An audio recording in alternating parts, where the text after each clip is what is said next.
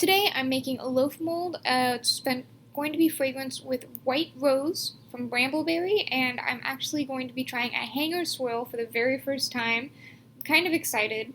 Right now I am just mixing my oils and my lye water together. I had them at room temperature, about 80 or so degrees. I aim for between 80 and 90 degrees, and I got them at a pretty thin trace.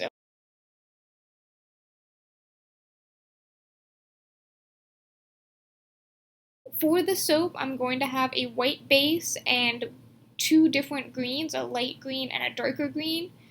Right now I'm just putting in the fragrance oil, that way all the parts are fragrance and they all smell the same. I use my fragrance typically at about 5% unless my fragrance is capped off at a different percentage. Sometimes they're a little stronger than others. Cherries and almonds tend to be very strong, so I usually cap those at about 3% of my soap weight, but white rose florals tend to be very light, so I did the full 5%. Since I'm not entirely sure, I don't quite remember, I have worked with white rose before, but I don't quite remember if it accelerates or not. I decided to mix it in by hand, which I typically do with all of my fragrances, just in case, because I don't want them to accelerate too much. But this one did not accelerate at all. So since I did want it to be a little bit thicker for my drop swirl, I did have to thicken it up. This ended up being a little bit of a mistake because it was just a hair thicker than I wanted it to be. I feel like if I had just gone on with my normal soap and separated my batters, then it would have been the right consistency.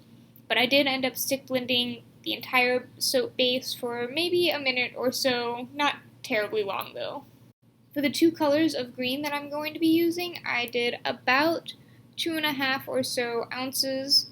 I don't usually eyeball it. Typically I will weigh out my extra stuff, my extra batters and colors and stuff. So I just kind of got a general, percentage of these. Sometimes I'll do a percentage, sometimes I'll just kind of do 2 or 3 ounces. Sounds about right. The first container that I separated that had a little bit more batter, that's going to be my dark green, and this one that I'm measuring right now is going to be my lighter, more vibrant green. So for the entire soap, the base is going to be white, so I'm using titanium dioxide, and since it's already diluted in water, I can just mix it in by hand. If I was using a powder titanium dioxide that is undiluted, I would have to stick blend it again, but since I try to avoid stick blending, because I do tend to go a little bit heavy on it and make it a little bit too thick, I diluted all of my titanium dioxide into that little bottle. And I'm looking for a very stark, noticeable white, a very obvious white, because the fragrance is white rose. So I added a good amount of titanium dioxide. I don't typically measure my TD. I typically just kind of pour it in and mix it until it seems to be a nice color. So for my container that had a little bit more soap batter, I'm dyeing it a darker green, and I'm using for that Evergreen Forest from Brambleberry. And then for my smaller container of green, I'm using Green Vibrance from Nurture Soap. And since these were such small amounts of colorant and of soap, I was not able to use my mini mixer in it because it was such a small amount, and it would have first of all, it would have accelerated insanely fast because it's such a small amount of soap, and also I don't think it would have been worth getting the mini mixer out. So I mixed both of these colorants in by hand with my spatula. Since I did not dilute the green colors, I just put them in powder form. It did take a little while to mix in by hand. Mixing powdered colorants into your soap batter does contribute to acceleration because you're putting this dry powder into the soap, so it does absorb into the soap a little bit. So in order to get it completely mixed in good, and sometimes it will clump up, that's pretty normal. So to make sure I got rid of all of the clumps, I had to mix it in for a few minutes.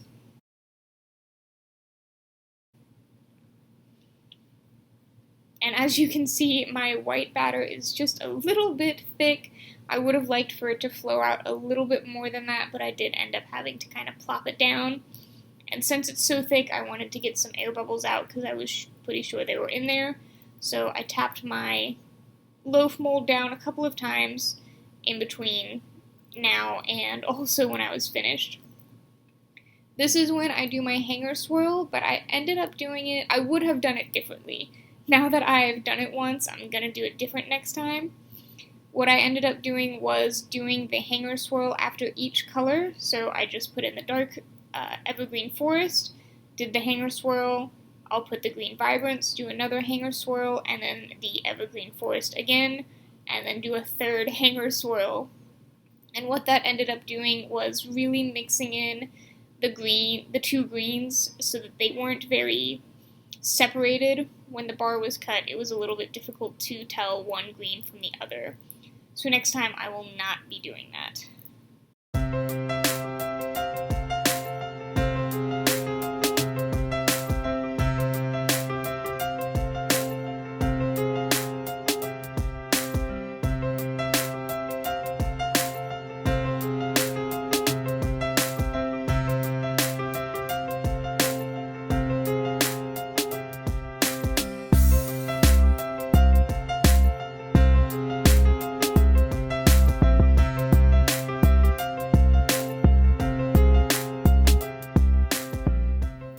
Then when I had done the hanger swirl, I just topped it off with a little bit more white just to fill out the mold really good.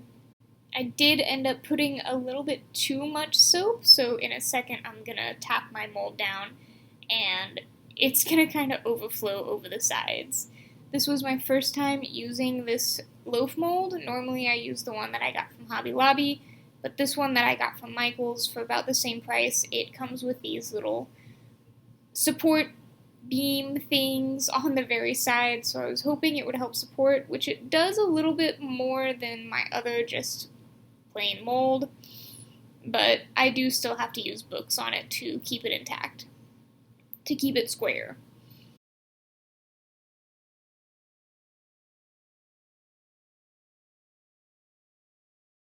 And then for the top, I just put on the rest of my Evergreen Forest and Green Vibrance. I put one on each side, the Green Vibrance on one side and the Evergreen Forest on the other side.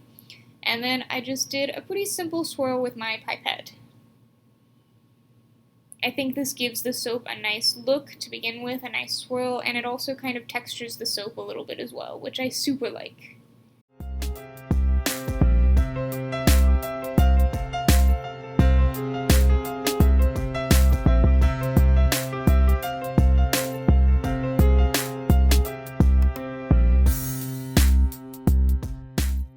Then, after a few days, I cut it off. I cut the soap open.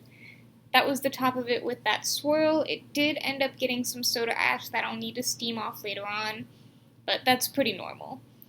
You can also tell that the sides of the soap batter kind of overflowed and got that extra soap on the very top edges. I ended up just using my beveling tool to get rid of that, and it was pretty easy.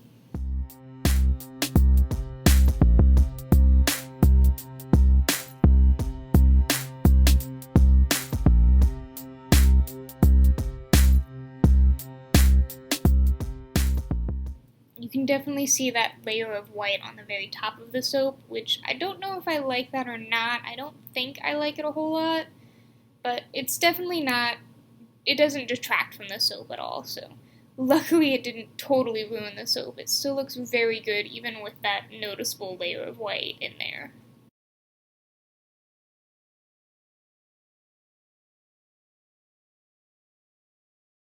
And in that bar, you can really see on one side, the Green Vibrance came out very well and very noticeable, but on the other side, I either didn't put enough Green Vibrance on that end of the soap, or it just got muddled together, which most of the bars have mostly green Evergreen Forest and not a whole lot of Green Vibrance. Again, mostly Green Vibrance, but then on the other side, there's some green noticeable.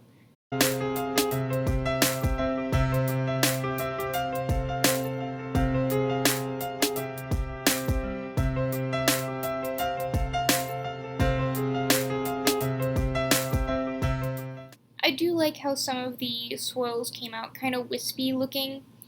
So I'm glad that I did the hanger swirl. I definitely still need to learn from it, but overall I think this particular soap came out pretty good. I'm very satisfied and it smells really great. White rose is a very subtle floral, and it smells just a little bit like lemons, but just enough to give it some complexity. It's definitely a very notable rose fragrance. So if you like roses or florals, white rose is a great fragrance to choose.